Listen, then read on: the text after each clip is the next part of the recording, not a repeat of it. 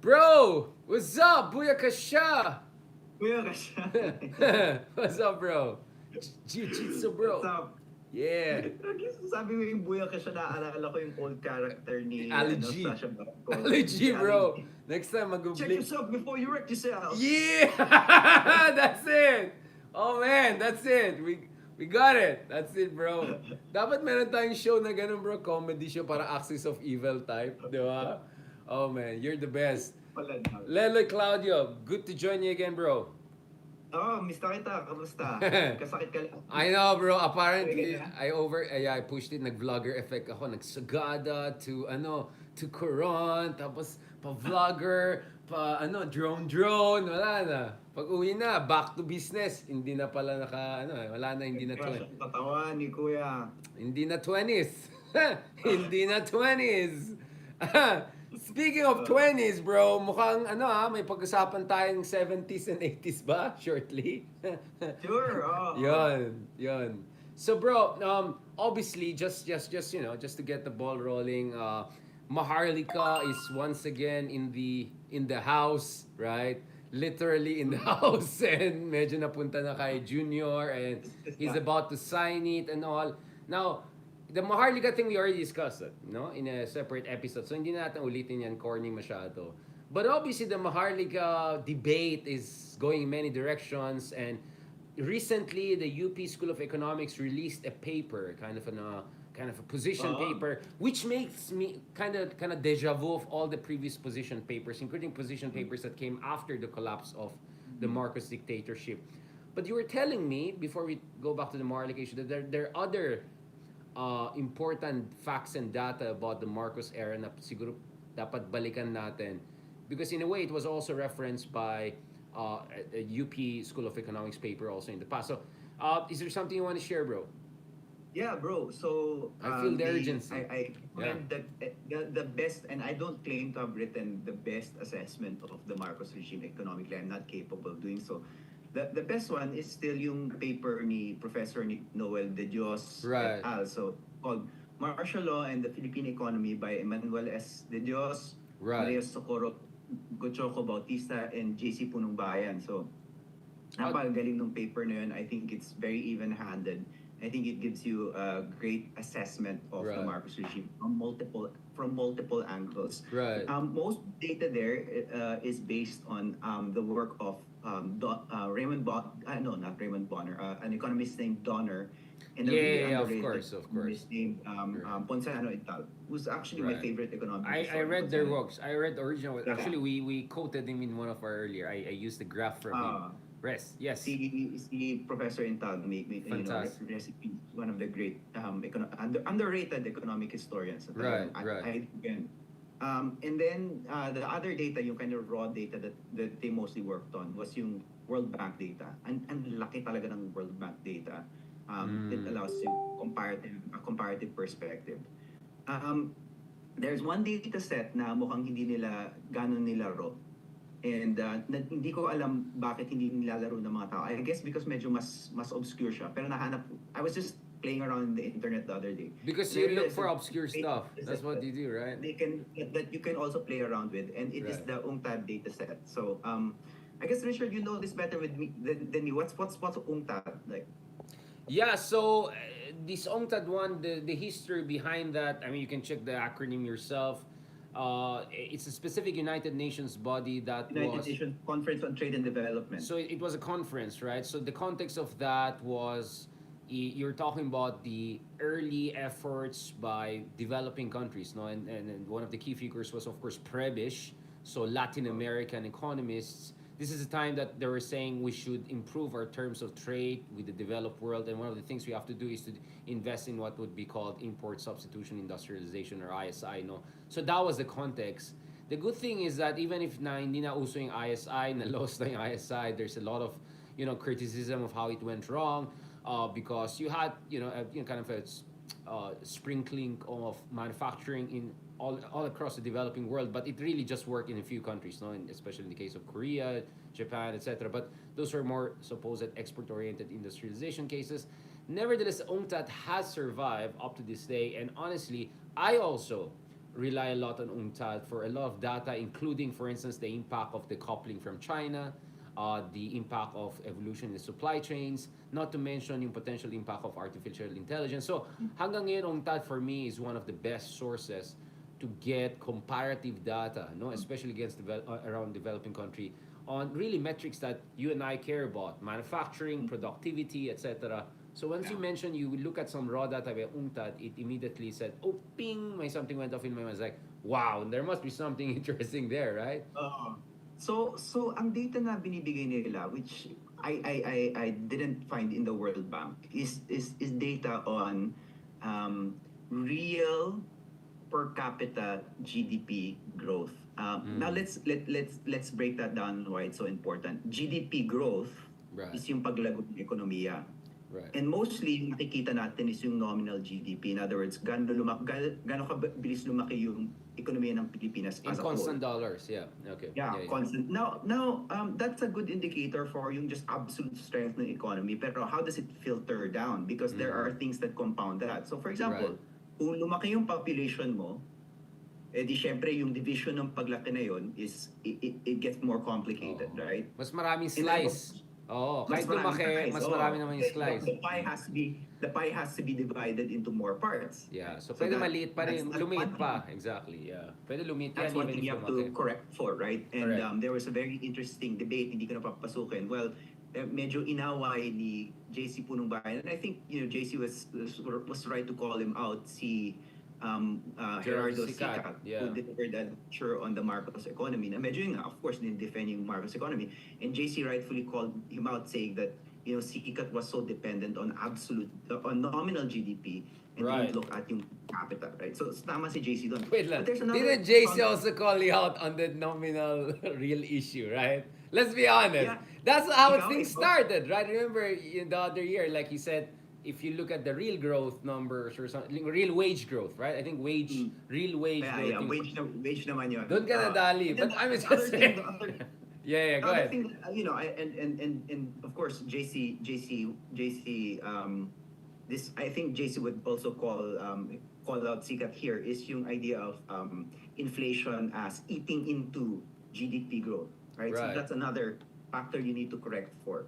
So in that sense, if you want to correct for those two things, the best criteria is real GDP per capita growth, because real means corrected for inflation, per capita means per person, so Corrected for population, corrected So, for kung tinignan mo inflation, yun, corrected for kung tin- population. Exactly. Kung tinignan mo yung mga factors na yun, and of course I'm not an economist, even if ibigay mo sa akin yung GDP, yung population, yung GDP, at saka yung inflation rate, ay hindi ko kayang computein yun on my own. Okay, I'm just not an economist in that sense. I'm dabbling in economic history, but the UNCTAD does that for you, and you can play around with it, and the comparisons are wonderful because you can compare with other parts of the world.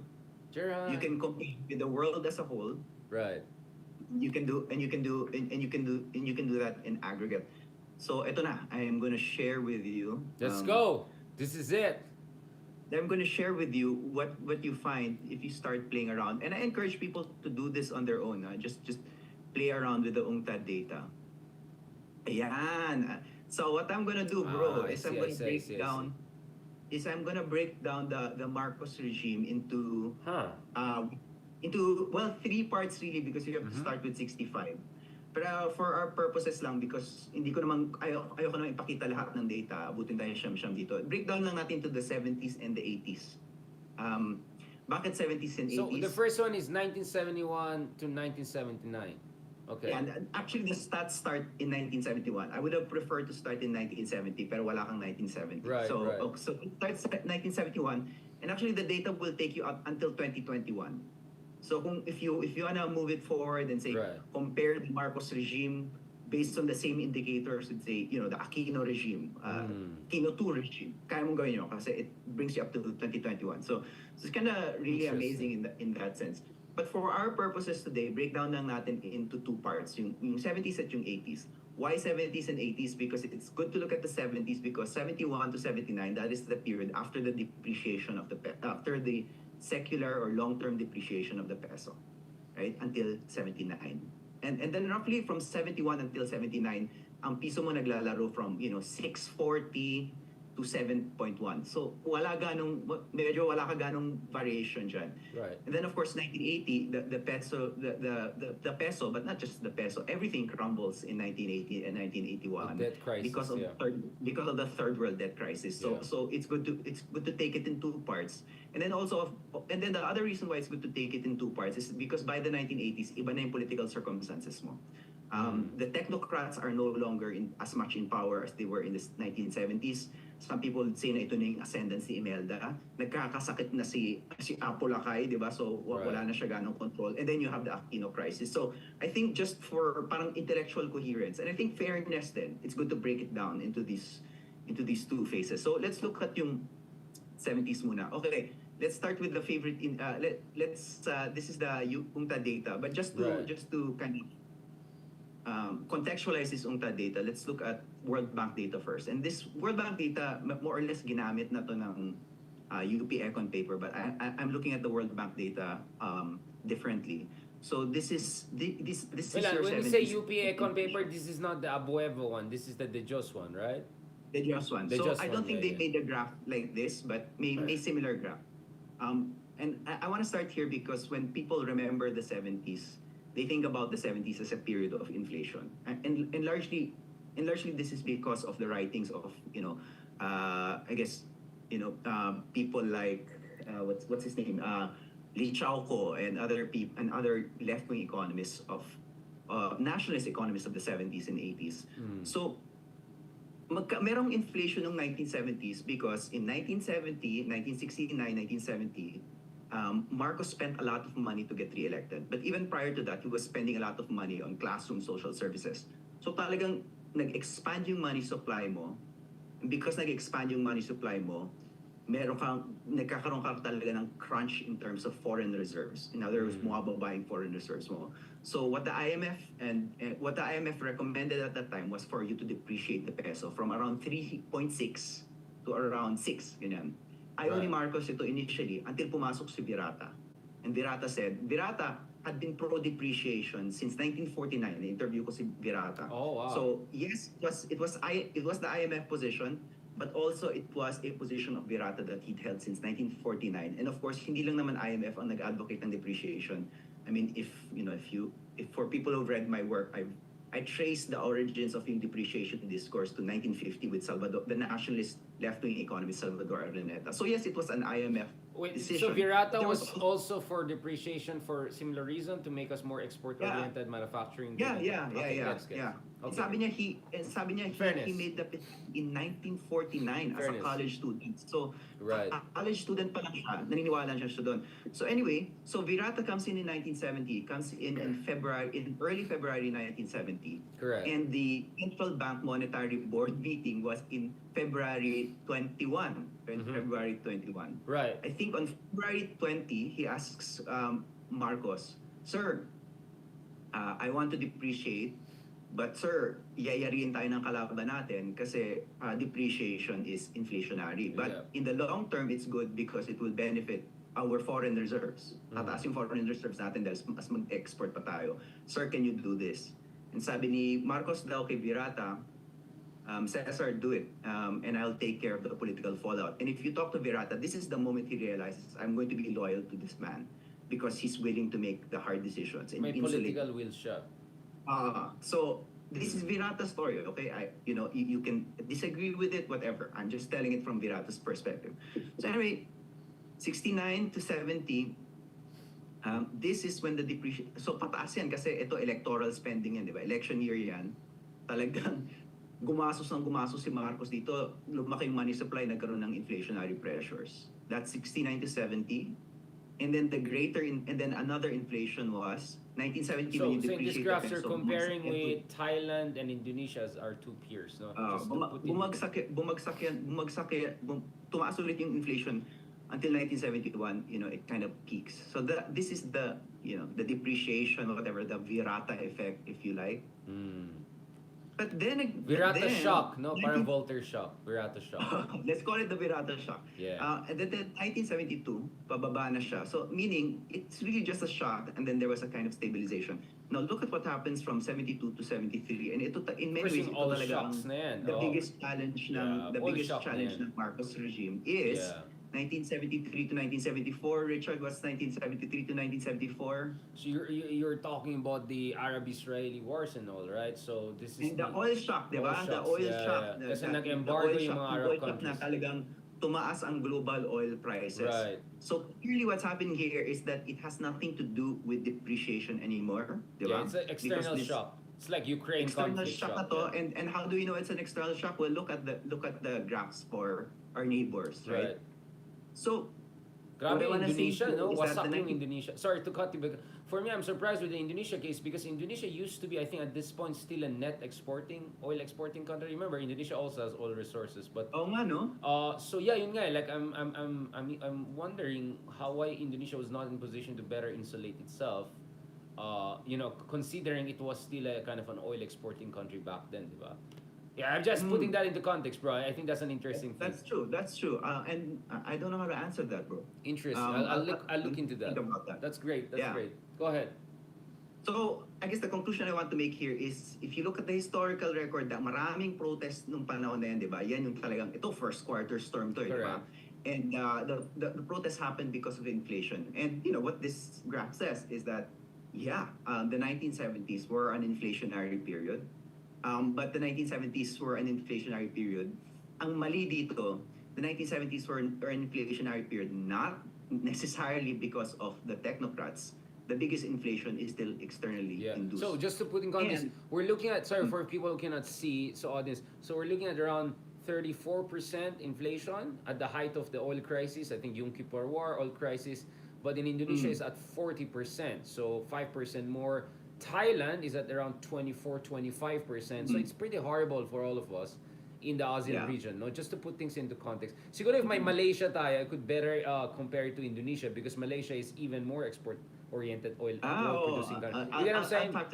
Yeah. Pero by 1975, our inflation rate is it kind of drops to the level of Thailand. So the third observation I Right. want to make is that it's an 7%. inflationary period for everyone, di ba? This has been called the 1970s has been called a great inflation. So again, if we just kung iisipin lang natin siya as domestic crisis, kasalanan ng technocrats, part of it is this is really technocrat Marcos driven, and you had to do this because Marcos was corrupt in the 1969 election. Right. So yeah, that's part of the story, but the greater story is the global story. Okay, so that actually our inflation is comparable to our neighbors. Interesting. Now, the story I really want to look at now is how does that inflation affect our growth? Kasi we said that real GDP growth per capita already factors in inflation, di ba? So how much did inflation eat into our per capita growth? So let's look at the years again, 1971 to 1979, prior to the third world debt crisis. Ito yung ito yung real GDP per capita growth rate per year. So you can look at it. And what I did was I just compared Philippine growth with the world, Asia, Southeast Asia, and developing economies. If you look at our final rate there, that's 3.27. So that's not so. I found a U.S. Embassy document that said in 1979 the Philippines has posted something like decent but unremarkable growth. Right. And I think Mediocre. Mediocre. That's absolutely the accurate way to categorize what the technocrats did. Decent but unremarkable growth, because we are Way behind the curve in our region. practically equal to the developing world, to the growth of the developing world, behind Southeast Asia, practically equal to Southeast Asia, and then ahead of the world, because of course we're growing faster than the rest of the world, because i-factor in mo na dyan yung low growth, for example, ng other OECD countries. Yeah, And na then, of mayaman course, na sila to begin with. Yeah. ng mayaman, Yung ng, base yung low mataas growth, na. sobrang hirap, at yung low growth ng mayaman na, di ba? So obviously above the world level. So I think, di ba, would you agree with me that based on this, the categorization for yung record ng technocrats is solid but unremarkable? I think that's the best way to Yeah, I mean, so categorize. 3.2% is better than much of Latin America or Africa, but it's quite lower than 4.6% for ASEAN region, right? So it depends how you want to look at it. So if you're looking at was Marcos a golden era? Doesn't look like it. Yeah, 3.2 yeah. way lower than 4. But was it like a runaway disaster? Not really. Like it's not like 1%. It's not like -%, right? And 70s was a crazy era. A few years was lost because of the oil crisis. Kaya I was surprised, and like Indonesia as an oil producing country was so badly hit. Inflation was bad, but worst was Indonesia, and Philippines was a bit higher than Thailand. I see what you're saying. Like what you're saying is that our technocrats were not as horrible as people thought. The argument though would be, They're not okay, they brilliant did though. decently, mediocre, decent, but did they prepare us for the 1980s, or did they, Yeah, or does this tingnan data hide the disaster that is about to come in the 1980s, Okay, right? yun yung mas Yeah, I'm yun yung playing the so devil's advocate here, bro. I'm just saying. yung next graph Okay, let's go. titignan natin yun, pero let's make a couple of But I comments like about what this. we're doing here. I appreciate what you're doing, bro. Because demonization of the technocrats tends to Let's be make a couple of tendency. comments about can you hear me? Yes, I can hear you. Go ahead, bro. Can you hear me? Yes. Okay, so mag-comment lang ako ng konti dito sa data na to, a couple more comments. Kitang-kita mo yung oil crisis, talagang totoo naman, inflation ate into our growth, di ba, 1974. Correct. Pero even at that rate, hindi pa rin nag-negative, no? So actually, it's interesting, hindi pa rin nag-negative. So it's kinda, it's not bad. And then, I just want to compare this with internal data sa Pilipinas. Because di ko na pinakita yung 1960s, but based on a separate data set, which is also really real GDP growth per capita, na nahanap ko sa data ni the late Dodon Paderanga. Itong growth rate natin in the Former 70s Chief, was yeah. 58% higher than the growth rate in the 60s. 58% higher. So, in other words, it's a real change from the growth rate ng 60s. So 58% higher. And then if you compare this internally sa Pilipinas, you project forward, the only time we will achieve 3.2 average growth rate again is the first decade of the 2000s. And then we overtook that growth rate from 2015 onwards, essentially during the late Aquino, early Duterte time. Right? So in recent history, this was our highest rate until Noy Noy and Digong. Yeah. But obviously, it's at a higher base, right? At higher Hindi kita base. marinig. Anong nangyari? Sir. But Basta, it's sorry. at a higher base, diba?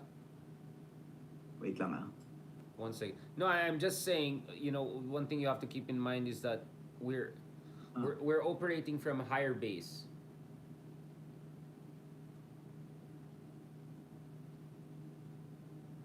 All is Can you good, hear me bro. now? Yeah, I can hear you, bro. I I can can't hear you. You can't hear me? Oh, that's weird. Sorry. What's going on? I should be fine. Now, can you hear me? Can you hear me now, I'm bro? gonna try this. One second. Bro. Now, can you hear me? Ayun. Yeah. I can hear you. So, yeah. ito na. I'm just. Okay. Yeah. So I was saying, well, of course, I mean, let's put into context na across decades, we're looking at different base, diba? So medyo 3,000 pataas na tayo over the past 10 years. My suspecha is we're talking about just $1,000 barely, no? During the Marcos era. Hindi. Bro, kasi ano yun eh. Kasi percentage growth yan eh. No, I know, but what I see a total there. Is that what is that? Kasi Ay, sorry. Ignore mo na lang yung total yeah, na yun yan. nga. Parang Kasi I'm looking at what was the per capita period. Like what was the nominal? Itong total na yan lang yung total nito. No, I see. Kaya nga, sabi ko, it doesn't make sense. Pinakompute ko lang ng average yan, sorry. Yeah, I should have hidden that. What's most important is yung average, sorry. So walang absolute numbers dito. So actually these are all growth rates, in other words yung rates. So wala tayong pakialam kung anong absolute kasi obviously lumalaki yung absolute. Right. So it's interesting that if you look at the rates, we only see these rates again. This is 58% higher than the rates in the 60s, and then we only see similar rates of growth from 2000 to 2010, essentially Arroyo period, this is actually a close mirror, interestingly enough. This is almost a mirror of the growth rate of negative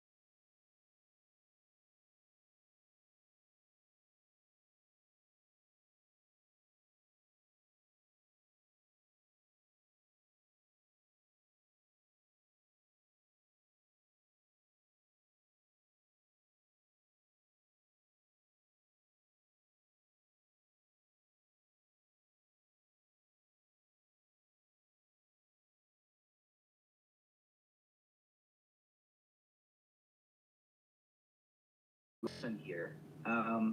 Because again, because when you look at the 1980s, it's no longer just you can't think about it as an Asia thing. You have to think about it as a third world debt crisis, diba? Right. It's called La Decada Perdida or the Lost Decade. Lost decade, Kasi yeah. tinamaan Yeah. talaga is yung Latin American countries. So what I've done here is I have put in data from from Southeast Asia, Right. but also Latin American countries. And yung napakalinaw dito is that the 1980s were really horrible You for want to us. zoom that a bit, look, bro? Sorry, my eyes is not as good as before. You want to zoom that a bit? sorry. Yeah, ayan. Kaya pa? Uh-huh. Yeah, I see a Medyo marami negative kaya, 9% in 1984. That's crazy, bro. I see a Yeah. negative 0.6, negative. Is that 9 na dalawa? Okay, so 84, 85 was just insane. Off the charts. Talagang dinurog talaga tayo Wasak. ng 84 Wasak. and 85. Wasak talaga tayo nitong third world debt crisis. So, I mean, the third world debt crisis was bad for the developing world. And you can see the numbers here din naman sa developing world. Yeah. The developing world is Negative doing 1. negative.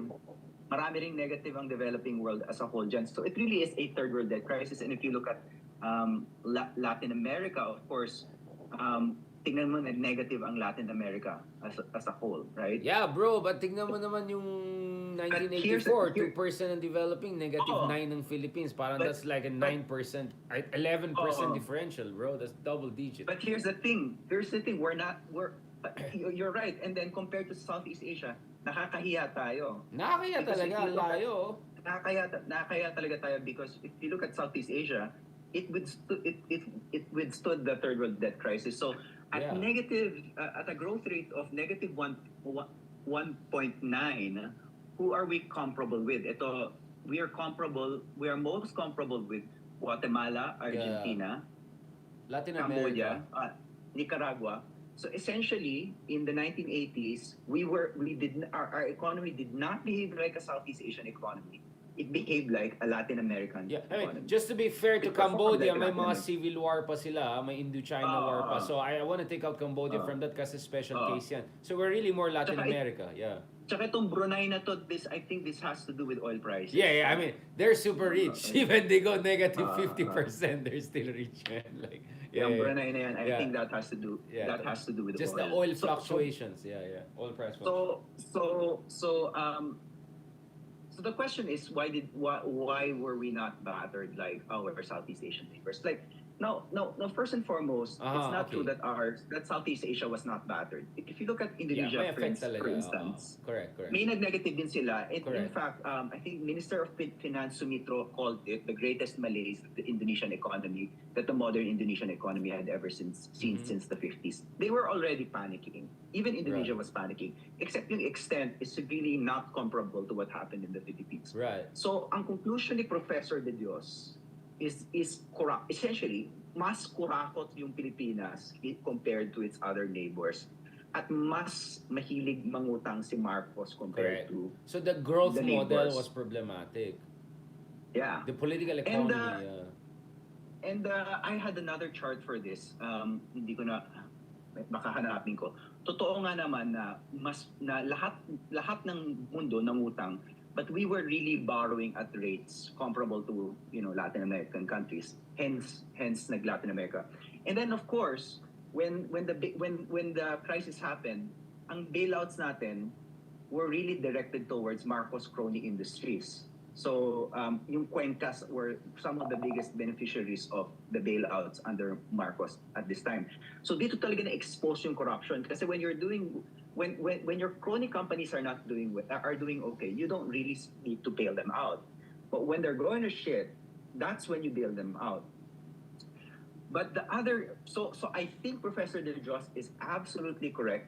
But there is one thing that he didn't point out. Why were we so different? And why did I highlight 83, 84 to 85? What's that, pare?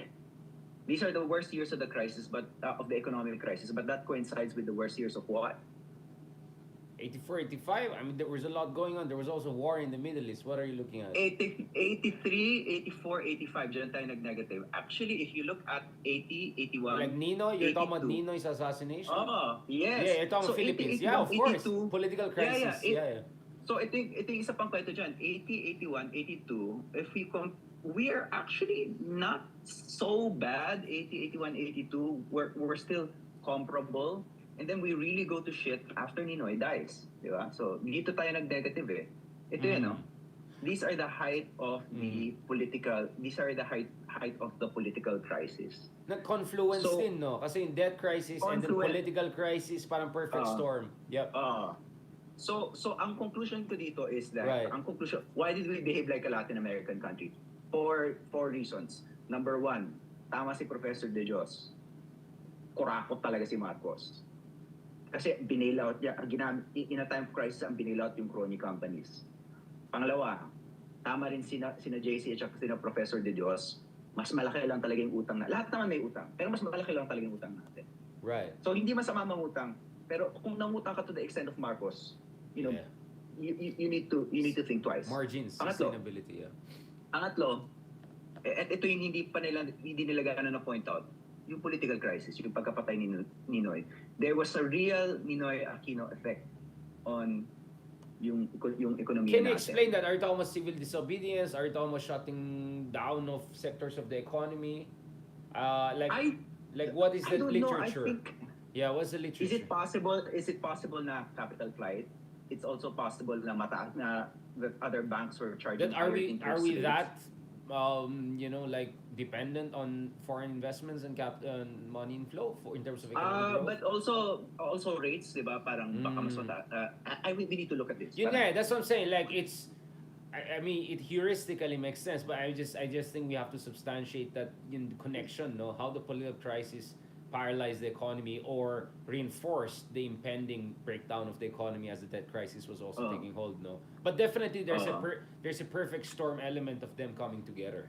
Yeah, I agree. I mean, isipin mo pa, bro, yan yung nagkakasakit na si Marcos, di ba? May lupus na raw siya, si Imelda na raw yung in control, right? And if there is a political crisis, you feel mo that the economy is not stable, I mean, you're not gonna... Tataasan mo yung interest rates mo kasi delikado, baka gumuho yung gobyerno, right. Di ba?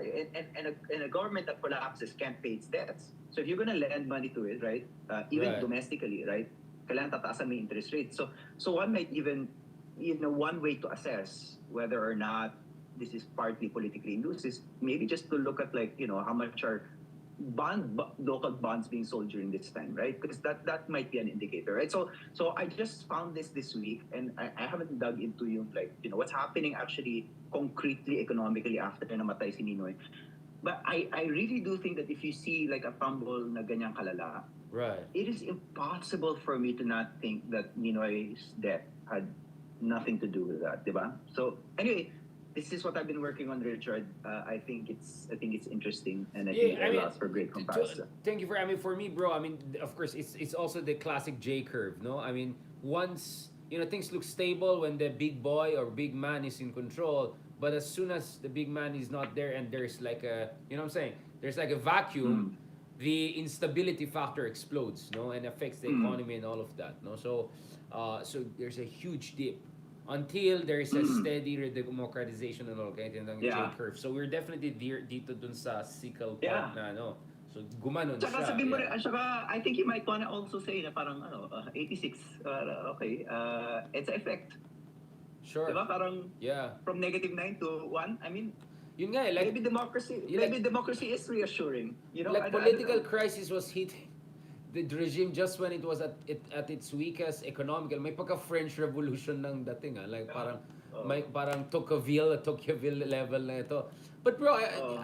yun nga like my point is if there was a much more sustainable economic model in 70s pa lang, that would have put you in a better position to withstand things in the 1980s as a lot of Southeast Asian countries did, no? I don't know, that's Mm, or mm, even to withstand if you had strong state institutions, kung hindi gano'n mm, ka-cronist and corrupt, mm, then a mm. political crisis would not have had such an compounding effect in terms of your economic output. You get what I'm saying? Like look at Yeah, Thailand, yeah, bro. yeah, Sobrang wasak yeah, yung politics nila, right? yeah. And yet they're still growing 3%, 4%, 5%, 6%. I mean, nakailang kunang Thailand.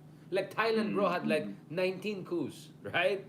And Okay. yet their average growth rate is higher Me, than us. Kaya nga, that's what I'm saying. You have to show to me the exact nexus between the. I mean, I get it heuristically, but we have to show it now. Why our system is so political instability susceptible in terms of our economy, no? While we have neighbors who are like wasak din.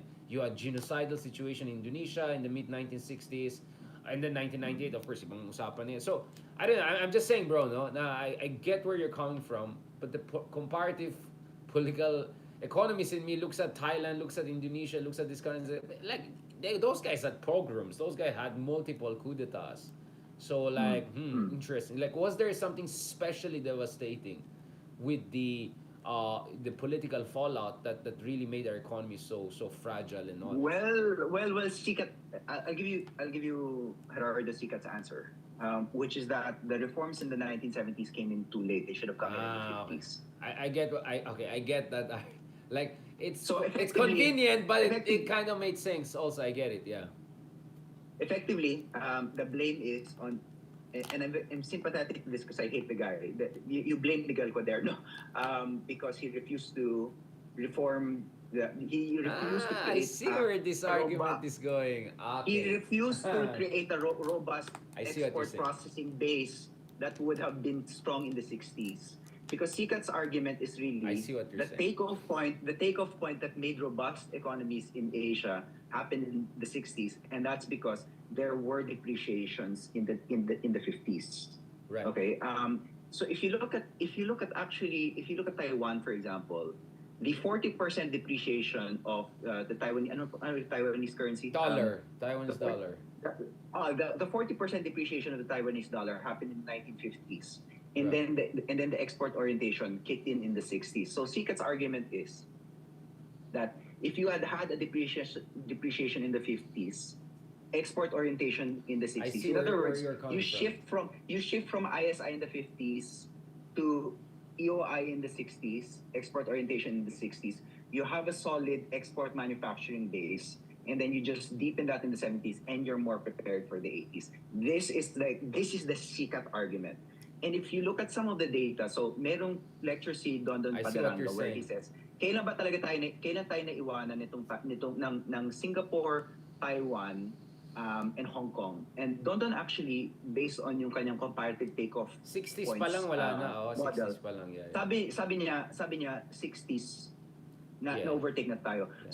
So I think this is very crucial that Cayetano Paderanga makes the exact same argument as Gerardo Sikat. Why? Because you're not going to believe Sikat dahil pro Marcos siya. Si Cayetano Paderanga was the NEDA chief of Cory and Noynoy. So it's someone in a way from the opposite spectrum, side of the spectrum, making the same argument. So my sense is that you cannot just dismiss Sikat's argument. Of course, part of that is like, why didn't you do anything? Why didn't Marcos do anything about the crony capitalism that was already Right. building up in the 70s, right? That's partly Sikat's way of washing his hands of that. And in fact, Sikat has a line where he says that the crisis of the 1980s has been unfairly reduced into a crisis of crony capitalism. Sikat, you might wanna reassess that because but then again, he also has a point, right?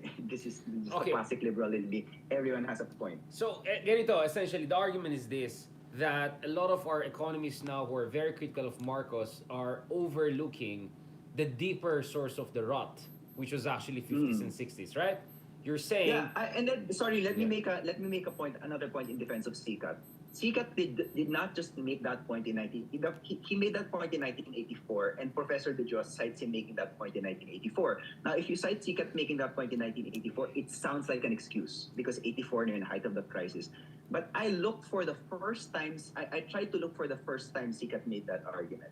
I found Sikat making that argument in 1968, a full 2 years before he joined the Marcos administration. And for me, that's telling that... Yeah, I remember that. You said that earlier, yeah. It's effectively a lifelong argument that he's made. So I'm willing actually to take him... I'm willing to extend to him some level of good faith in making that argument. That it wasn't purely just an Hindi siya palusot. excuse. Bro, I mean, I don't know if you saw yung Journal of Democracy piece ko on the Philippine democracy. I make a very similar argument also on the political front, that the rot in our political system is very 50s and 60s. That's why you had the Marcos, except Marcos made it worse. So the idea of blaming it all on Marcos and completely overlooking the rot in the apple from the 50s and 60s is kind of, you know what I'm saying, problematic. To treat Marcos as trouble in paradise, that's a big problem. In the same way that when Duterte won, you'll say, oh, we had perfect situation, Duterte came and ruined it. It's like, what perfect situation? Maybe for you, the middle class, upper class Filipinos, but that was not the case for for the masses, etc. So I get what they're saying, that this idea that it was Marcos who ruined what was supposed to be a pretty decent long-term trajectory is not true, because the rot in the apple was much deeper than the Marcos era. But not to excuse Marcos. Obviously, we are looking at the data and we're just saying it's an incomplete picture of Philippine economic landscape. So I see where you're coming. Kasi kanina I was wondering, it's like, what is Lelo trying to say here? It's like, and then nung kinonek mo dun sa, no, the rot was actually in the 1560s. We didn't do it earlier, kaya too late na in 70s, kaya messed up tayo in the 80s. Like, okay, I see where you're coming from. And to be honest, I'm sympathetic to that argument. Even on the political front, I feel we're putting a lot of blame on Marcos, not explaining why Marcos came into being to begin with, right? I think Benedict Anderson Cooper. I don't know about Benedict Anderson. I think had a pretty decent idea on that. No, bakit Supreme kasi ano? Because there was already rotten cacique democracy. I get it. Okay, I see where you're coming from. I mean, absolutely, you're right. So, for example, yung 1917 economic crisis ng 1970, where you had to depreciate the peso dahil sobrang laki ng electoral spending. That already happened in 1958, and I was looking at this book. Actually, I'll show you. You can some of you might still be able to find this. These are the documents of the United States National Security Council of the Philippines. They were talking about the 1957 election where Carlos P. Garcia got elected. The tone is exactly the same tone relative to the 1970 election. In other words, gumasa si presidente, sobrang nag-hyperinflation, hindi naman hyperinflation, sobrang tumaas ng inflation dahil gumasa si presidente at na-compromise yung foreign reserves. It's exact what Garcia did in 1958 is exactly what Marcos did in 1970. So right. Am I saying Marcos is not rotten? No, it's not. He's absolutely rotten. But Garcia was rotten in the 1958 election also. Quirino was rotten in the 1953 election as well. You get similar kind of like economic changes in both those in all those electoral years, 1953, 1957, 1970. And I'm sure if you looked at 1965, you'll find something similar, except hindi ko pa naaral sa 65. No, I see what you're saying. Like, yeah, for me, there seems to be a blind spot, no, in the critique of both Duterte and Marcos, both Marcos for that matter now. People some are conveniently, or some I think are, intellectually, deficiently overlooking the roots of a lot of crises and problems we're facing right now. Kaya nga meron tayong this culture of voter blaming because you're not explaining the roots of where this populism. Yeah. Oh yes. Let's be honest, bro. Can you explain that? Can you go through the logic that why does our failure to analyze the system as a whole lead to voter blaming? Yeah, because I think if you people need to understand this. Exactly. If you treat the whole Duterte Marcos phenomenon as a kind of trouble in paradise. So your presupposition was things were good, and then people were fooled by these Pied Pipers, and then so you were ungrateful and you didn't see what is good, and then you went for something wrong, and then you insisted on that. The problem with that is you end up blaming the voters and saying that you didn't see facts for facts, when in fact the voters felt the facts, which was lack of inclusive development on the ground, whether it's the 1960s or whether it's the 2010s. Let's just be brutally honest about it. I just see consistently this problem. So that is where I feel this is less social science. This is more partisan argumentation. It's a partisan argumentation based on good facts, but kind of cherry pick facts or kind of decade specific facts, right? Rather than history, driven facts. You get what I'm saying? So I appreciate what you're doing because in parallel, I've been doing the same in terms of political analysis, right? Which is like, hey, we're forgetting the 50s and 60s, the rot of that. We're forgetting the lack of inclusive development. We're forgetting about the democratic deficits prior to Duterte coming to power and by extension now Marcos Jr. So what you're saying is that economically we can also make a similar argument, etc. I mean, siguro I'm more critical than you on the econ front. Like I have for me kasi I look at the full development model. Maybe I was too influenced by how Asia works among other works. Na parang, I just never saw it as a developmental state to begin with. So I kind of disagree with that idea na you just call it crony capitalism because it was a failed developmental state. No. The model was deficient because there was no what you call reciprocal mechanism or benchmark funding and crediting of the cronies. But nevertheless, we may have some disagreements here and there, but I get what you're saying. You're saying you're forgetting the 50s and 60s. And this is your unique contribution, bro, which I appreciate. You point out the specific person behind the problematic economic models we had, over which Marcos tried to create another problematic model or some reforms that didn't work because the foundations were already weak. That's where I appreciate, and that's where I appreciate your book. Actually, ako naman medyo bastos lang naman ako. I just named him. Pero hindi naman Wala akong sinabi Hindi naman ako inauna dyan. If you look at Dondon Paderanga's research, if you look at Sikat's research, if you look at the research of Intal, if you look at the research of Raul Fabella, they all say that the overpriced currency in the 1950s led to our downfall as an export oriented manufacturing. That's very common. Even the history of the central bank says, even the official history of the central bank says, we missed out on export opportunities because of the overpriced currency in the 1950s. Ang contribution ko lang naman dito ay maging bastos, which is to ask, who did that? And the Exactly. answer Miguel Cuaderno. So, dapat talaga, siraan yan kasi siya hindi kasalanan. Kasi si Araneta ang idol mo Kasi idol mo si Araneta. He's related ba to Liza Araneta? Are there like I think maybe malayo, pero I've also related to Maro Haas. I think so, pero malayo na. But I'm just sutiling you, bro. I'm just sutiling you. My real economic hero is Salvador Araneta. So I know, bro. I thank you. Deserves vindication. Just to be clear, guys, Leloy won an international award, next level, academic award. Hindi lang mabasa-basa, academic award for a fantastic book. Can you tell to our audience again? I actually recommend it to my students. Liberalism and Post-Colony, right? The title niya, I didn't find it sexy enough. I don't. Maybe it's just me. Like I felt I could make the title sexier because the content was great. My next book. Tell me if you like the title. It's called "The Profligate Colonial: How the United States." It's so Leloy. Okay, that's you. That's your genre, bro. It's so Leloy. I mean, like honestly, like immediately Leloy yan. Like that's good, bro. Because I have a Haydarian way of framing things. So I'm not saying because I'm a journalist also I can do. No, I mean I like it, bro. That's good. Parang sige lang. I just want liberalism, post-colony. It's like I don't know. It sounds very academic, but the way you wrote it the prose is beautiful and it's so engaging. No. It's so engaging. I love it. There was a kind of bait and switch there. I wanted an academic audience, but I wanted to please an academic audience. I mean, you won the award.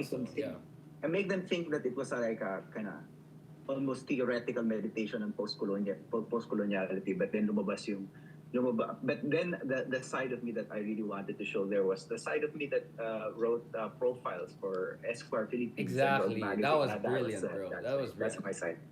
And that's, I think, where we're kindred spirits, right? Like, we can shift voices. Like, I can write, like, textbook political science, and then I can write, Balahura. And then I can be Karen, and then I can be Bardagulan, and then I can tweet, right?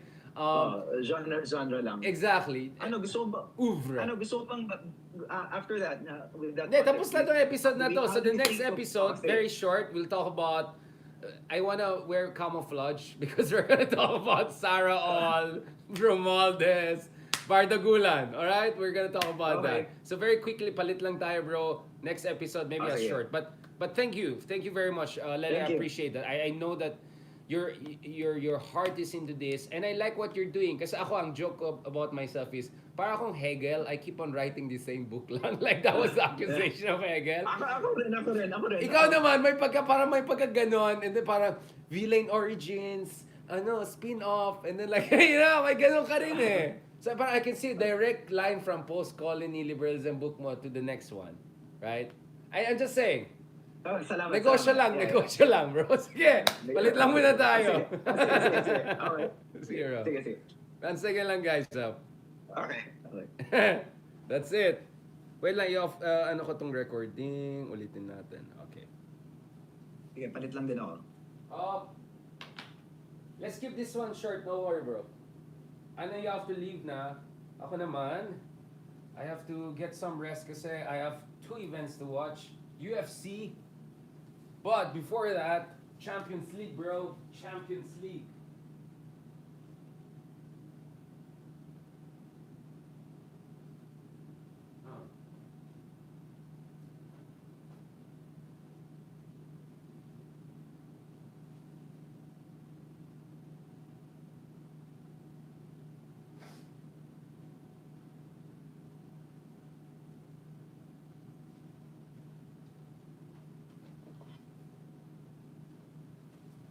That's it.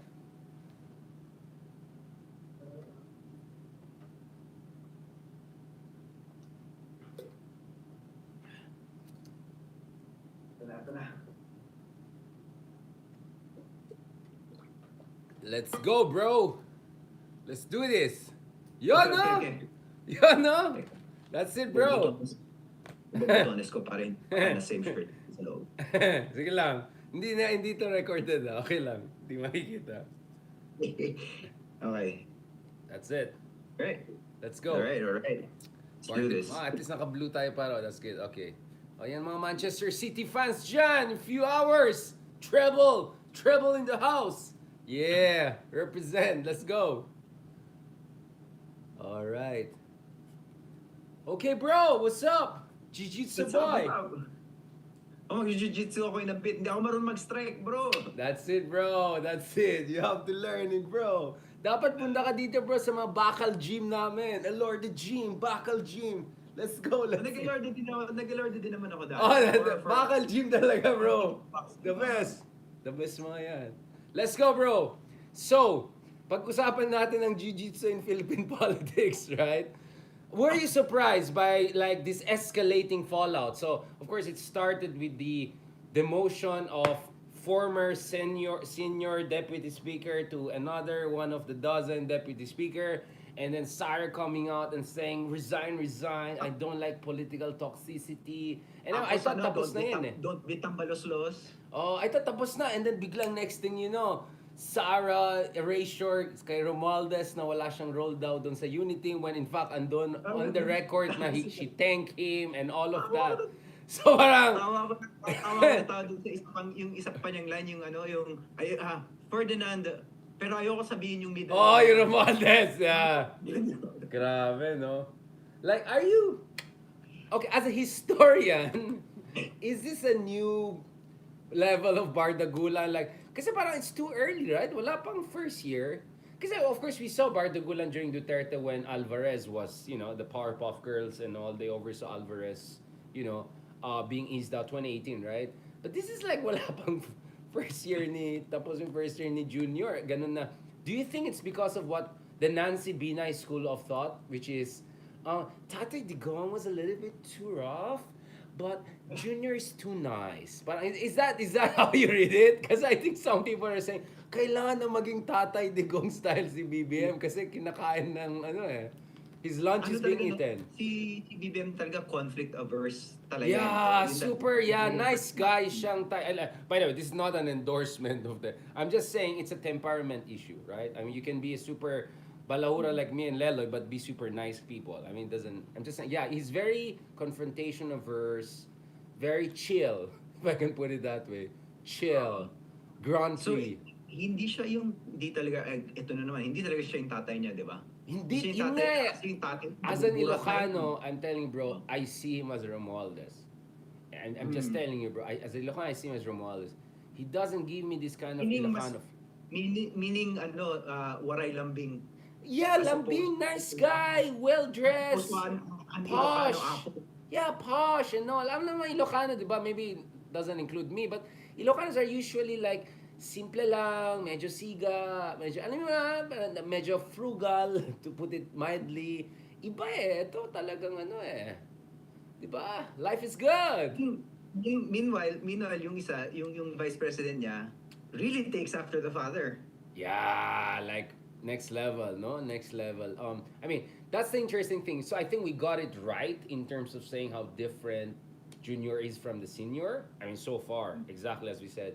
But I think I underestimated how much the daughter takes after the father. I think I was kind of like, kasi ako bro, I subscribe to the Davao School of Thought that says, nung panahon na mayor yung daughter at vice mayor yung tatay, marami daw mga disagreements, sometimes public.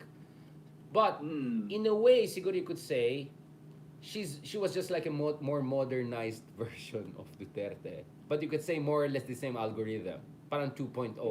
While Junior is like totally different algorithm. It's a Romualdez algorithm, right? Laking mayam. I think yung biggest difference talaga ni Marcos at saka ni Marcos Senior siya Marcos Junior, ang yaman, laking mayaman si Junior.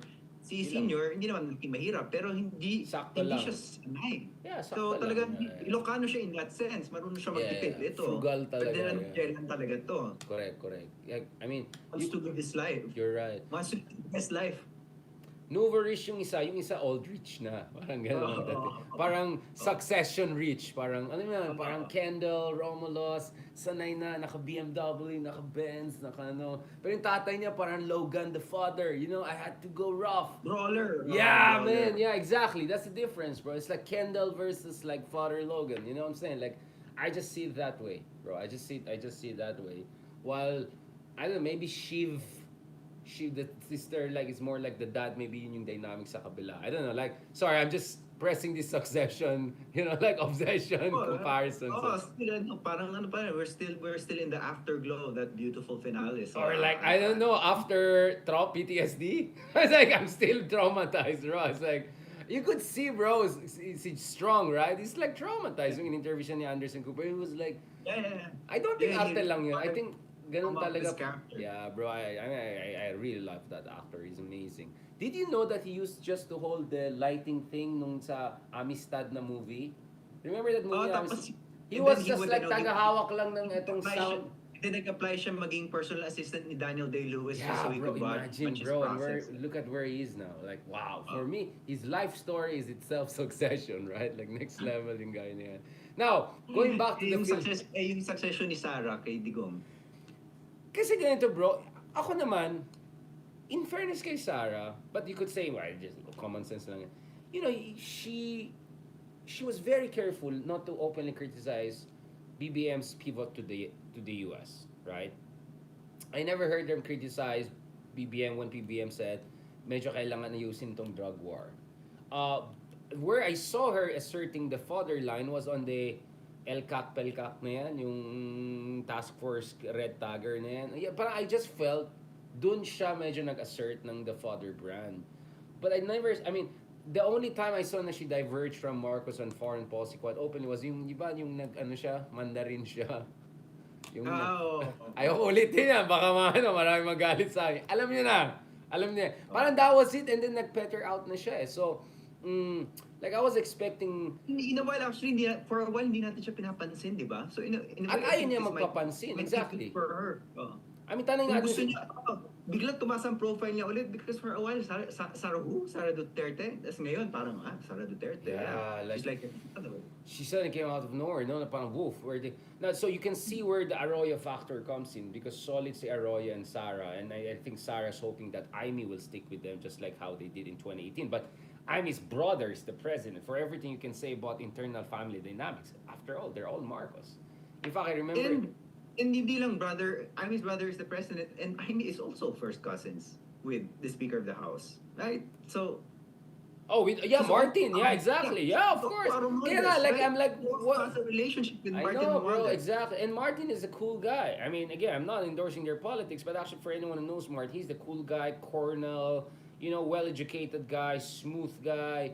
Many people are very impressed with him. The diplomats I know have dealt with him. So, like, I, this is not Alvarez. You know what I'm saying? I Iba was, yung kay Alvarez talaga eh. may trivia ako kay Martin Romualdez. Yeah. So I just read a letter written by one of his professors Cornell. in Cornell. Yeah. And then apparently in the late 70s, early 80s, Right. si Randy Barker and Oh. Frank Goldie. Right, right. So I'm reading a letter from Randy Barker, written in the 80s. So apparently sila ni Gole, they taught an economics class in Cornell on the Philippines, economic history of the Oh, Philippines. And interesting. guess who signs up for the class? A young Martin Romualdez. And sabi ni Barker that all of the people there were like vociferously anti-Marcos, binabanatan si Marcos sa klase. And si Martin Romualdez daw was just quiet for an entire semester. So Politico, di ba? Politico, di ba? Yeah. He just Oh. like keep quiet. Let's just get through this. Like kind of like Tom, right? Yung character ni Tom sa Succession. It's like we're just gonna, I'm just gonna go through this and all. Yeah, I mean, ano talaga, sanay siya maging chill kasi if you're among, kung ang circles mo are like whatever, liberal, progressive circles in Yeah. Cornell na, usong banatan yung pamilya mo, di ba? Tapos, and you wanna survive that, maybe you kind of yeah, have to that's not develop UP a law tone. siya. And I don't think UP law was a bastion of pro-Marcos sentiment when he went to Yeah, UP law. So you can expect once he was in UP, even more to the left of Cornell, right? Like I think Benedict Anderson would say like UP is one of the most Marxist leftist universities out there. I mean, probably next to Berkeley, right? Where you're based. So I'm And just then lamang sila, I would say lamang sila sa amin. yeah, I'm just saying, I'm just being nice, okay? All right, parang, sige, I'll rope you in. Berkeley, pwede na yan. No, but seriously, bro, I mean, so like, ganito, bro. One argument is, I hope I don't get in trouble, but one argument is that there was a China-US angle here, apparently. Like, I'm not saying that, but some people better informed than me, who used to be in cabinet, who know their ways around, they were saying there is a US-China angle to this and that the plan was kind of get rid of from all this. I'm not saying who exactly behind it, but to replace it with a leadership that could, from that position, push back against Marcos pro-US policy, right? So I'm just saying, like there's some sort of high stakes new Cold War geopolitics to it. Internal na nagkakaroon ng So you can clearly relations. see how the China-US competition is now feeding right into the fabric of the ruling coalition. Except the problem is it's early on, and Marcos, as I argued, has a robust base because the Tulfos are with him, right? They're in the Congress, they're in the Senate, very strong, very powerful. The LGUs are with Romualdez, including from Davao and all. In fact, the person that replaced Arroyo sa Speaker of Senior is from PDP Laban, right? So matalino itong sila Romualdez and Marcos. Like, May tanong ko, bro. Yung lakas na takeover na ba talaga ni Martin? yeah, that's it.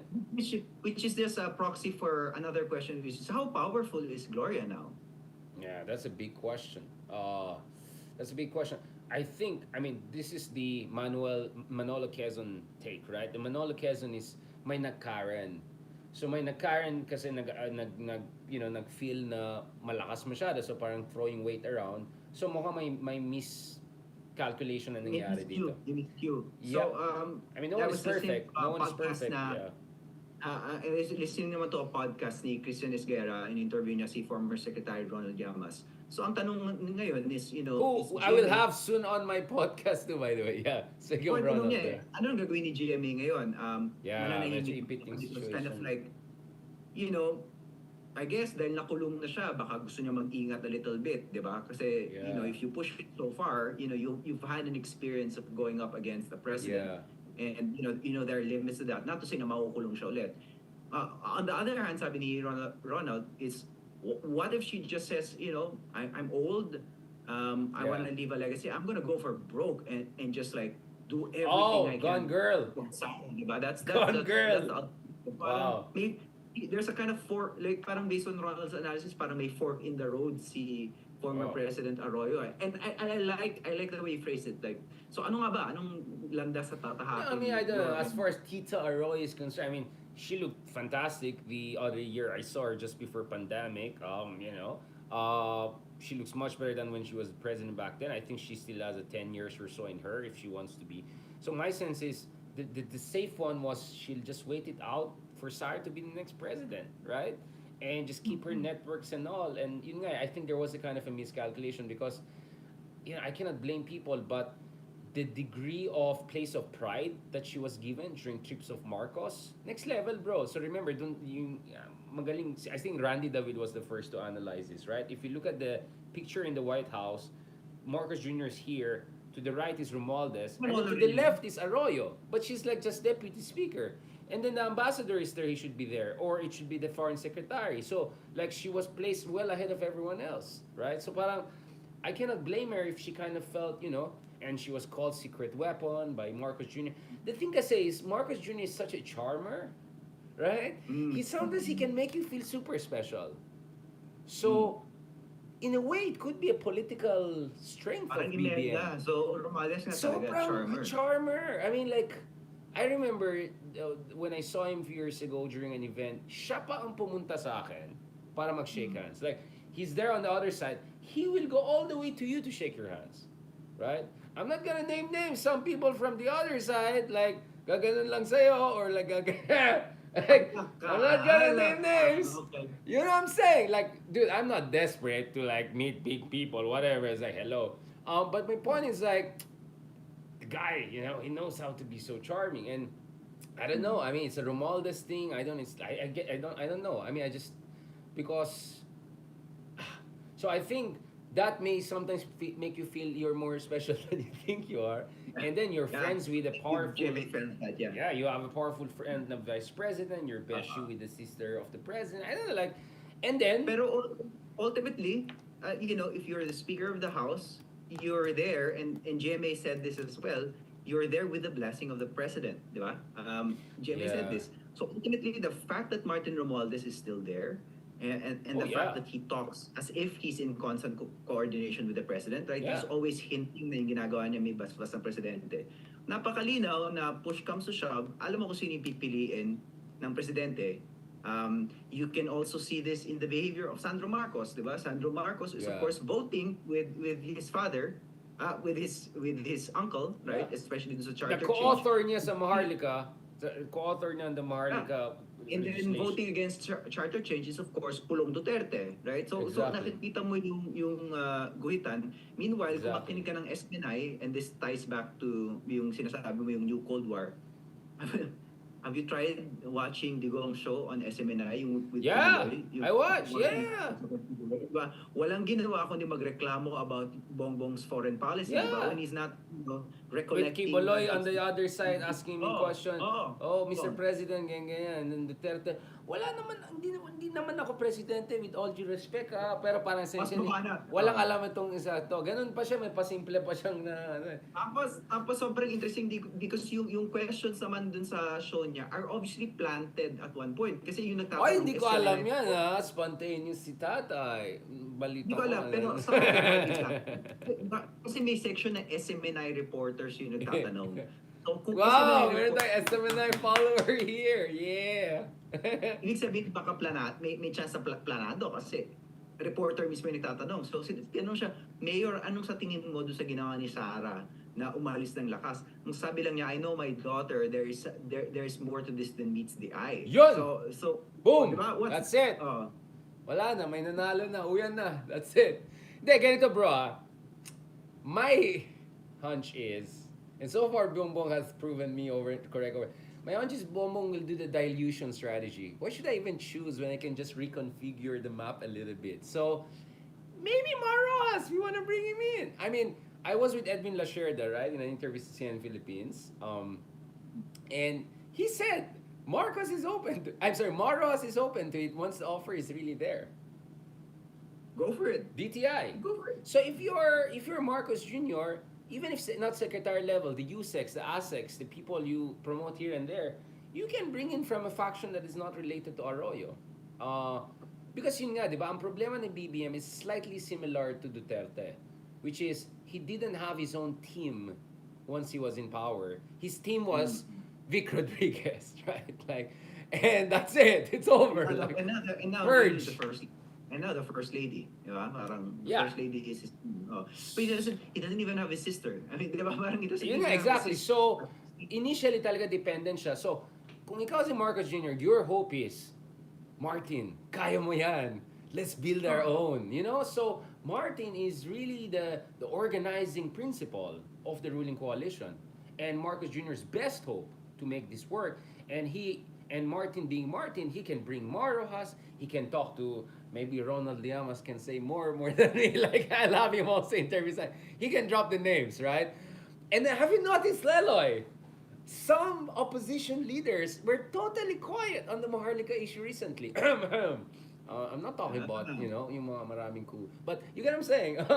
Like, they're totally quiet. Like, where are they? You know what I'm saying, bro? I'm telling you, bro. The Marcos US tilt is super winning over whoever was supposedly in opposition na medyo may military background, medyo galit sa China. I'm just saying, bro, where are they? Super silent. I don't hear much. You know what I'm saying? So if you're Marcos, you want Martin to bring all of them together. Like, I was very impressed with Martin a few months ago. I mean, politically, though, this is not morally. Politically, when he went to Davao, bro, and oversaw taking all of these Davao people. Oh, ang lakas. Dude, ang lakas, di ba? Ang lakas. Like, Bigat. sorry, Oo. tatay. Wala na, lalangawin na kayo dyan sa 2025, di ba? So, I'm telling you, and then, there was a leaked survey by SWS that says Manny Pacquiao will top the race for Senate in 2025. So, Manny Pacquiao as being the other Mindanao, right, could be also brought into the fold, right? So, I don't know. I mean, if you're So, Marcos sasabihin mo, Jr., why pag- choose? You can just dilute and reset the deck. So, sabi mo, ang analysis mo, kunwari, gumuho ang unity with Sara, ang bago mong unity is with Pacquiao, with Tulfo, with Marojas. Yeah, and Arroyo. that's more than enough. That's more than enough. You That's know? more than enough to overweigh. Yeah. I mean, the Dutertes are a pretty potent force, but if you come up with the right coalition, they are Yeah. beatable, right? They are beatable. You can keep them, yeah. Mukhang lumalabas talaga sa Philippines ngayon is coalition lang. No single, lagi naman ngayon. Pero parang unity, in Marcos's mind, is I think a strategy of coalition building. Yeah. That is Grand coalition. Unity in diversity. Kaya mga liberal dyan, mga dating military na opposition, sali kayo dyan. mga anti-China, dito Yeah, kayo. exactly. And this is where vulnerable the Duterte coalition kasi they're taking a very unpopular stance on foreign policy. Like, tingin kasi nila, ma-carry over nila yung popularity ni Digong when he was in power. But Yeah. once you're out of power, it's like, you're kind of in the museum, right? It's like, I mean, it's so interesting when you said this a couple of episodes back in your show that 84% of Filipinos were against Duterte dun sa China policy niya. And yet he still had equivalent numbers of support. Siguro nakakalaki ng utak yun, di ba? Parang, wow, you Yes. disagree with me on this and you still give me that kind of support. Probably means I can do whatever the hell I want, right? And obviously that's not gonna apply now, right? Hindi na. this You're is not in still- power anymore. kahit sabihin mo pa na naging majority president siya dahil sa inyo, this is still a majority president who's taking on a position that is popular with Yeah. a significant majority of Hey, Filipinos. bro, That's Marcos very approval is important. 80%. So, and he won 60% of the vote. So, like, it's not like Marcos Jr. is unpopular and won like 20% of the votes. Hindi eh. So, if your game is, popular si Tatay Digong noon, and then but BBM is, look Yeah, at it, yeah, he's so- chill. So like a president with 80% approval who has a foreign policy with at least 80%. No, with approval. 90% approval, bro. It's Is that- higher. Yeah, it's way higher, Or even bro. higher, okay. It's With even 80%, higher, bro. 90%. 90%, yeah. 90%. Like, good 90% luck dun sa approval. mga pro-China dyan. Like, literally, good luck sa inyo. Kasi, Durugin kayo. sobrang minority kayo, yeah. Kaya nga ang worry ko, masobra nitong US tilt na yan. Kasi parang, syempre, kung ikaw, sabi ng survey, 91% ganyan. Go na tayo! All in! Diba? Sabi ng survey. Tapos, makakabiyahe pa ako, brother. Yeah, Dahil dyan. it's like Dora the Explorer level na daw, hindi na daw Magellan Jr., right? So, I'm just saying, brother. Brother, I'm just saying. Kailang Washington trip kaya ako. Pwede kaya ako People- makabalik sa London. I'm just saying. Dahil dito. I mean, di ba, taray niya, may King Charles III pa siya. Si Biden na nga, hindi pumunta, di ba? Sinabi ko, siguro kasi Irish siya. Si Biden, Irish siya sa akin sa English. No, but bro, seriously bro, don't underestimate the Marcos coalition because ang dami pang nag-apply dun sa entrance.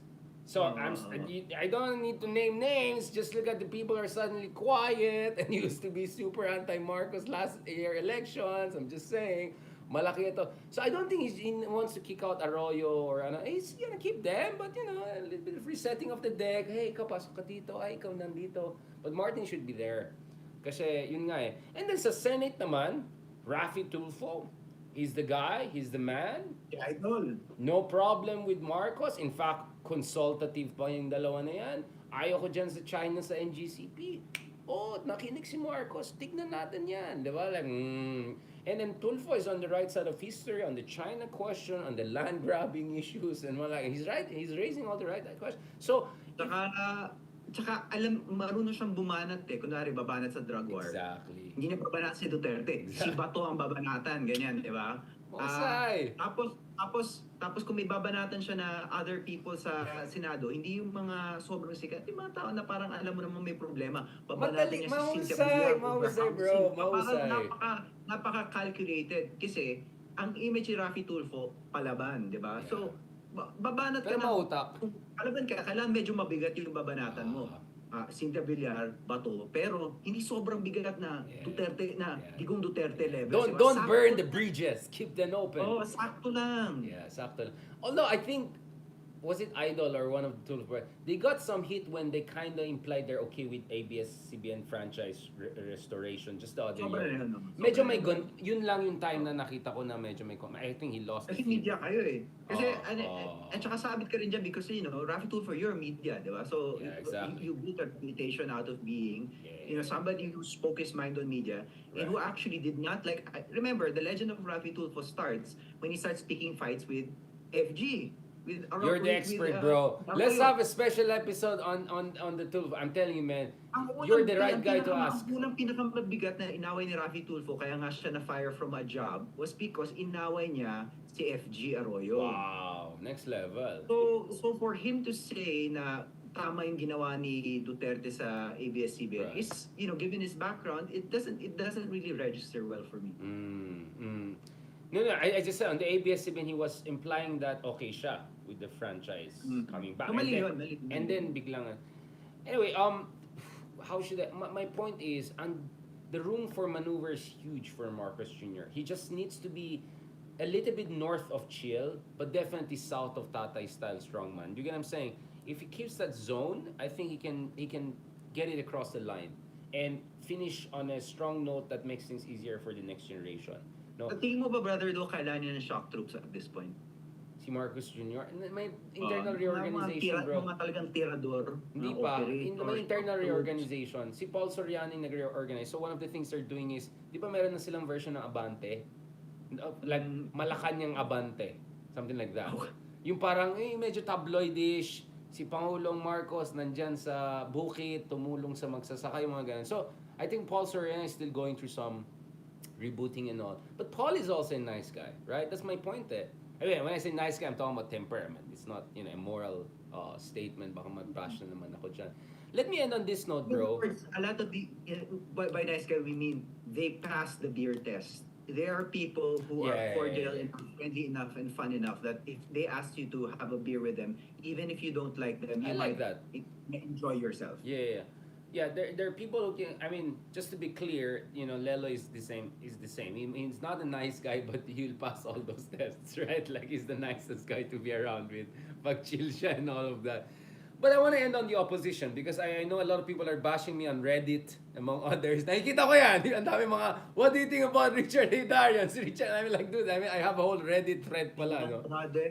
Yeah. So, going back to this, just to be clear, let's talk about a little bit about Risa and Leni. what is your read on those two opposition figure women, lady, strong women, or iron ladies, whatever you want to call it? Anong read mo yan? Just quickly on that, because we want to be fair. We don't want to just talk about Tulfo and BBM and Sara. We want to also talk Uh, about the other people. well, nung election, iba yung electoral strategy, Mm. definitely, right? Si Risa mas likely yan sumuong sa territory na may pro Marcos mayor nung election. This is what Interesting. I found Interesting. out. There's that kind of different Ah, electoral strategy. And right. parang I get the impression na mas talagang brass tacks yung electoral strategy Ni Risa. ni Risa ng election. And Interesting. that's partly why, and of course this was impossible for Leni because kalaban niya si Marcos head to head. But Risa obviously got Marcos voters, right? Right. So iba yung strategy, but that's also because iba yung position na tinatakbuhan. I don't know actually. Risa's here in Berkeley right now, and actually after this, I'm going to watch her talk, and I'll get back to you. I'm going to go to one of her. I'm going to go to her consultation with Bay Area Pinoys and see Right. see what she. Oh, you mean Ako yung Risa? Yeah, send her Yeah. regards to Ma'am Risa. Yeah, send her regards. Sige, sige. Tayo mo baka galit siya sa akin, Charot. No. I mean, bro, I don't know how many people out there, but ako, my contention is this. Risa is not getting enough love. I call her situation a kind of singular struggle. Singular because it's palaban and conviction based, but singular also in the sense that I'm not seeing the pro Leni people rallying behind Risa, since Leni for now is politically speaking, I mean, or even electorally speaking, is kind of in a dormant situation, right? She's focused on the Angat Buhay, she's focused on civil society, pero andun sa Senado si Risa, so as the only national Imagine mo, elected... you're only opposition senator, like you're Exactly! Only nationally elected, let's just put it that way. only senator that voted against Maharlika, right? RCEP. The only nationally elected RCEP. opposition figure, right? Dapat talaga, kung opposition ka, yan, that's your leader. That's And, it. You know, Yeah, that's it. Leni, like I don't know if this is a Leni problem or a Leni follower problem, right? Because Leni herself said, Yeah, Leni Risa, herself, you are yeah. the leader of the opposition, right? So, Pinks, sinabihan na tayo. Yeah, may marching order na. Leader natin na may bago na tayong leader. May marching I mean, order sinabihan na. na tayo, di ba? Exactly. So, That's hindi my na point. dapat.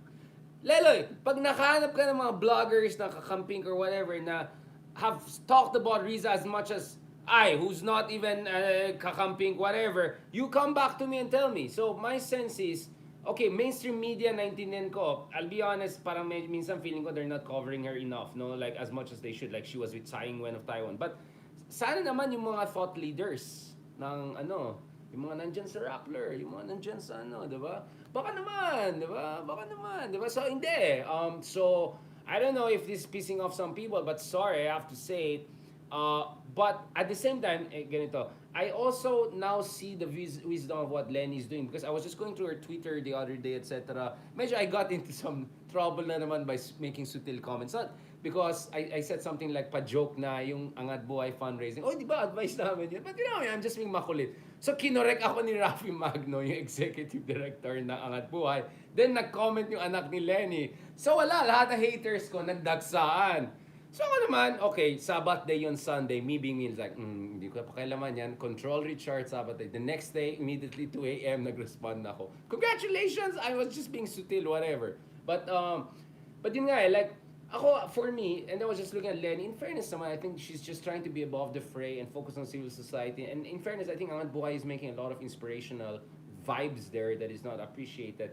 But I just want to say this, Leni, I want to get your point of view because having said all of that, I'm still standing by my position na sana Leni a little bit more called out. Some people who purportedly support her but are really spreading a lot of toxicity and nonsense and denialism and blah blah blah there, which is kind of creating a dissonance. I mean, there are many people who will say, di mabait naman si Leni kasi yung mga supporters niya napaka-judgmental, elitista, ganon. Now, I don't agree that that's generally correct, but I know who they're referring to. These are people who are trying to cancel Vico Soto or cancel me for that matter. I mean, how dumb can it get, right? To be honest, like seriously, you want to cancel Vico? People like me, like, are you kidding me, right? Well, I think Ganun I think sila ka-toxic. Ganun, oh. Sorry, yeah, Lord. meron talagang toxic. And then, okay, to be fair to ma'am, Yeah, I we're just think being fair. Oh, yeah, naman. meron talagang level si former Vice President Robredo that she went through something difficult. She went through it despite not actually wanting to go through it because totoo naman, Yes. when she declared her candidacy, it Yes. wasn't because nagpapabebe siya. Ayaw talaga niya, 'di ba? Yes. Napakalinaw 'yan. Um, ang daming gusto mag-declare si Leni for president 2016 pa lang, 'di ba? Parang Yeah, I ayaw know. talaga niya tumakbo for president. So I she know. did something she didn't want to do, and because of that she attracted all of these supporters, and there is a sense that gusto niya magpahinga. She wants to chill out, and so if we are going to demand that she kind of like namandohan pa niya itong Yeah, that's the people term they use, the demand eh. Yeah, demanding daw tayo or mandohan, demanding daw ako. mandohan, parang I guess from her perspective, it's like ano pa bang gusto niyong ibigay ko, 'di ba? Kasi ang dami na niyang Yeah, I binigay. know what So you're saying. that's I think being fair to the former vice president. On the other hand, I mean, yeah, you're preaching to the choir here.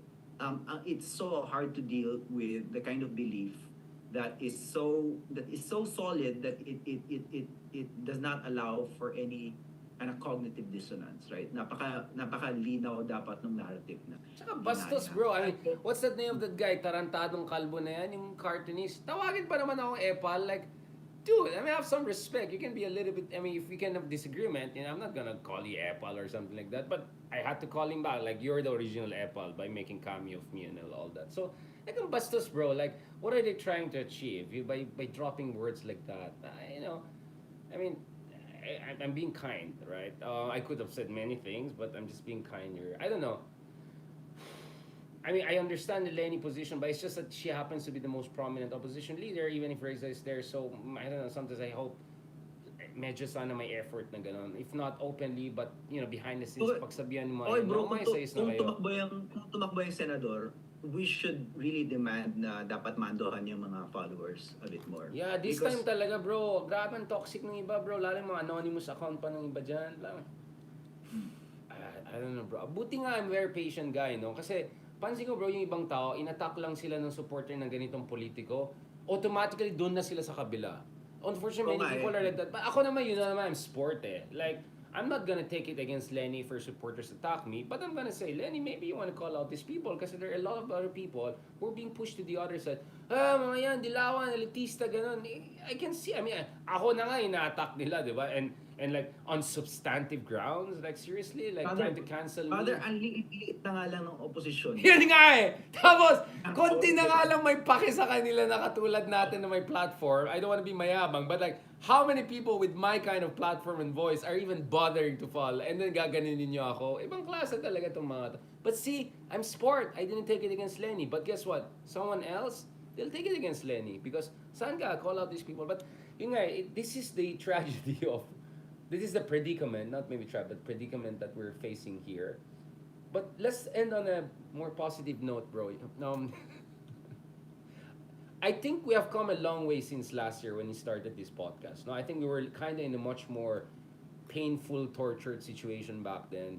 I kind of feel better. I'm not saying it's because chill si BBM. I'm just saying the whole uniting drama is like, walang katapusan to. Maraming plot twist to. And potentially interesting, no? So, I don't know. I'm just saying. I'm just saying, bro.